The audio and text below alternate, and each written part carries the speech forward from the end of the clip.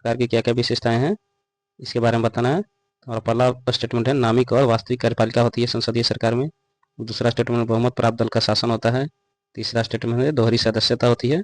और चौथा ऑप्शन है हमारा, निचले सदन का विघटन हो सकता है। संसदीय सरकार की इसमें से कौन कौन सी विशेषताएं हैं, तो इसका ऑप्शन देखते हैं। 1 और 2, केवल 1 2 4, केवल 1 2 3 और सभी। तो संसदीय सरकार की कौन कौन सी विशेषताएं हो सकती है, इसका करेक्ट आंसर होगा ऑप्शन डी, यानी सभी ऑप्शन इसके स्टेटमेंट सही हैं। तो इसके विश्लेषण देख लेते हैं क्या क्या है। तो इस पहला जो स्टेटमेंट हमारा, नामिक और वास्तविक कार्यपालिका। नामिक कार्यपालिका का जो हेड होते हैं हमारे प्रेसिडेंट होते हैं, राष्ट्रपति। और वास्तविक कार्यपालिका के हेड होते हैं हमारे प्रधानमंत्री, जिनका उल्लेख अनुच्छेद 74 और अनुच्छेद 75 के तहत किया गया है। अगर राज्यों की बात करें तो राज्यों में ये अनुच्छेद 163 और 164 के तहत मुख्यमंत्री को अधिकार प्राप्त है। बहुमत दल प्राप्त का शासन का अर्थ है, कोई भी अगर सरकार होती है, अगर चुनाव के बाद में जिस दल को बहुमत प्राप्त होता है उसके नेता जो होते हैं वो हमारे प्रधानमंत्री, और राज्यों में या विधानसभाओं में जो बहुमत दल के प्राप्त नेता होते हैं उनको सीएम बनने की और पीएम बनने की अनुमति होती है, या वहीं सदन के जो नेता होते हैं वो हमारे देश के प्रधानमंत्री और मुख्यमंत्री बनते हैं। दोहरी सदस्यता का मीनिंग है, हमारे देश में मान लीजिए एक लेजिस्लेटिव है और एक एग्जीक्यूटिव है।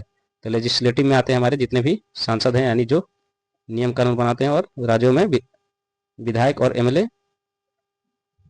तो इन्हीं में से, लेजिस्लेटिव में से ही हमें एग्जीक्यूटिव यानी कार्यपालिका के जितने भी सदस्य हैं इनको निकाला जाता है। इसको दोहरी सदस्यता बोलते हैं। जैसे मान लीजिए कि केंद्र में जितनी सीटें हैं और सांसद के सदस्यों की संख्या है उसका 10% लोग केंद्र में मंत्री बनते हैं, वैसे ही 15%, और राज्यों में भी 15%। केवल यूटी जो है हमारे दिल्ली, उसमें 10% का प्रावधान किया गया है। तो इस तरह से देखते हैं कि लेजिस्लेटिव में से ही हमारे एग्जीक्यूटिव चुने जाते हैं। इसी को दोहरी सदस्यता बोलते हैं कि विधायिका के सदस्य होते होते वो एग्जीक्यूटिव के भी यानी कार्यपालिका के भी सदस्य होते हैं। अगर राष्ट्रपति शासन वाले और राष्ट्रपति और अध्यक्षीय प्रणाली वाले देशों में देखा जाए तो ये दोहरी सदस्यता नहीं होती। वहाँ पर लेजिस्लेटिव, एग्जीक्यूटिव और जुडिशियरी तीनों इंडिपेंडेंट होती है। यहाँ हम हमारे जैसे संसदीय देश में यहाँ पर लेजिस्लेटिव से ही एग्जीक्यूटिव निकलती है और जुडिशियरी प्योर इंडिपेंडेंट होती है। नेक्स्ट ऑप्शन है, निचले सदन का विघटन। निचले सदन का विघटन का सेंस है कि लोकसभा और राज्य विधानसभाओं का विघटन। जैसे अपर हाउस और लोअर हाउस होते हैं, तो राज्यों में होते हैं विधान परिषद और विधानसभा, यानी विधानसभा हमारे हो गए लोअर सदन, निचला सदन। और वैसे ही केंद्र में होता है लोकसभा, निचला सदन, जिसका विघटन होता है। इसको ही बोलते हैं निचले सदन का विघटन। यानी जब भी जो मंत्री होते हैं हमारे प्रधानमंत्री और सीएम, जिनकी बहुमत प्राप्त खत्म हो जाता है यानी अल्पमत में आ जाते हैं, उस समय वो अपने पद से त्याग पत्र देते हैं या उनको त्याग पत्र देना पड़ता है। उस स्थिति में हमारे निचले सदन का विघटन हो जाता है। इस तरह से हमें ऑल करेक्ट स्टेटमेंट है, हमारा ऑप्शन डी होगा। अब इसको देखेंगे, अध्यक्षीय और संसदीय सरकार में मिलाया जाए किस तरह की दोनों विशेषताएं होती है। तो हमारे दोहरी नागरिकता का संसदीय व्यवस्था में होता है, और अध्यक्षीय व्यवस्था में की जाए तो एकल कार्यकारिणी होती है। संसदीय व्यवस्था में बहुमत दल का शासन होता है, जबकि राष्ट्रपति वाला में विधायिका के पृथक ये होते हैं, जैसा कि बता चुके हैं, और एक निश्चित अवधि के लिए इनका चुनाव होता है। जबकि संसदीय व्यवस्था में एक निश्चित टाइम के लिए तो चुनाव होता है, लेकिन इसके जब भी अल्पमत होगी उनको रिजाइन देना पड़ता है, जबकि ये राष्ट्रपति शासन होती है उसमें काफ़ी ये कठिन हो जाती है। नेक्स्ट हमारा सामूहिक उत्तरदायित्व होता है संसदीय व्यवस्था में, जबकि इसमें अध्यक्षीय व्यवस्था में उत्तरदायित्व का अभाव देखा जाता है। अब ऐसा आएगा कि अध्यक्षीय व्यवस्था किस देशों में है। हमारा अध्यक्षीय व्यवस्था का देश है यूएसए, जहाँ पर अध्यक्षीय व्यवस्था के तहत कार्य होते हैं। और हमारा श्रीलंका जो है अध्यक्षीय और संसदीय व्यवस्था दोनों का संयुक्त रूप है। नेक्स्ट देखें, संसदीय व्यवस्था का क्या है विशेषता। इसमें राजनीतिक एकरूपता दिखती है, वहीं अध्यक्षीय में राजनीतिक एकरूपता नहीं रहती है। संसदीय व्यवस्था में दोहरी सदस्यता होती है, जबकि अध्यक्षीय में एकल सदस्यता होती है। संसदीय व्यवस्था में प्रधानमंत्री के नेतृत्व में कार्य होते हैं, जबकि अध्यक्षीय व्यवस्था में राष्ट्रपति के नेतृत्व में होता है, यानी टोटल कंट्रोल प्रेसिडेंट का होता है।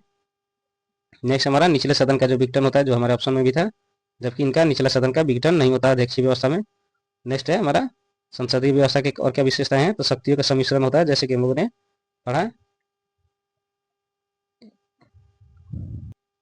शक्तियों का सम्मिश्रण सेंस है, जैसे लेजिस्लेटिव जो होती है, लेजिस्लेटिव से ही हमारी एजुकेटिव निकलती है, जबकि अध्यक्षीय व्यवस्था में ये लेजिस्लेटिव, एजुकेटिव और जुडिशियरी तीनों इंडिपेंडेंट होती है, यानी शक्तियों का पृथक्करण का सिद्धांत अध्यक्षीय व्यवस्था में चलता है, जबकि संसदीय व्यवस्था में ऐसा नहीं देखा जाता है। इसी को शक्तियों का सम्मिश्रण और शक्तियों का विभेद बोला गया है। इनके गुण और दोषों की बात की जाए तो इसके गुण क्या है, विधायिका और पालिका के बीच सामंजस्य, जैसा बताया जा चुका है पहले, इस तरह से इसको आप खुद भी पढ़ सकते हैं। नेक्स्ट क्वेश्चन की ओर चलते हैं। संविधान की एकात्मक विशेषताओं के संबंध में निम्नलिखित में से कौन सा कथन असत्य है, तो इस पर फोकस करना है। असत्य बोला गया है।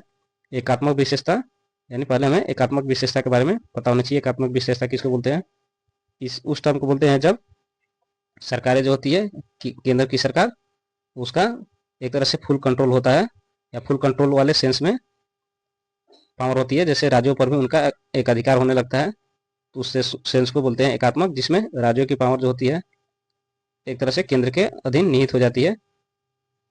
तो इसमें क्या क्या ऑप्शन है हमारे, सशक्त केंद्र, राज अनस्वर है, या बोले तो राज अनस्वर नहीं है, दूसरी है दोहरी नागरिकता, और तीसरी है लास्ट ऑप्शन हमारा एकल संविधान। तो इसका चुनाव करना कि कौन सा कथन असत्य है, तो इसका असत्य कथन है केवल 3, यानी दोहरी नागरिकता। संविधान की एकात्मक विशेषता कहिए, कोई भी इससे लेना देना नहीं है, जबकि इसमें एकल नागरिकता का कंसेप्ट होता है। इस तरह से ये क्वेश्चन हमारा समाप्त होता है। नेक्स्ट क्वेश्चन है, एंग्लो इंडियन के संदर्भ में कौन सा कथन असत्य है, तो पहला स्टेटमेंट आता है, अनुच्छेद 331 के अंतर्गत इस समुदाय के 2 लोगों को लोकसभा में राष्ट्रपति के द्वारा नामांकित करने की अनुमति देता है। अनुच्छेद 333 जो है, विधानसभा में इनका प्रतिनिधित्व कम होने पर एक आंग्ल भारतीय को नामित करने की अनुमति देता है। लास्ट ऑप्शन स्टेटमेंट है, लोकसभा और राज्य विधानसभा में इनको पर्याप्त आरक्षण हुआ था 104 में संशोधन अधिनियम के द्वारा, जिसे समाप्त कर दिया गया। क्या ये तीनों स्टेटमेंट सही है, या कौन से कथन असत्य है? इसका ऑल करेक्ट स्टेटमेंट जो है करेक्ट है, यानी इसमें से हमारा ऑप्शन होगा कोई सत्य नहीं है।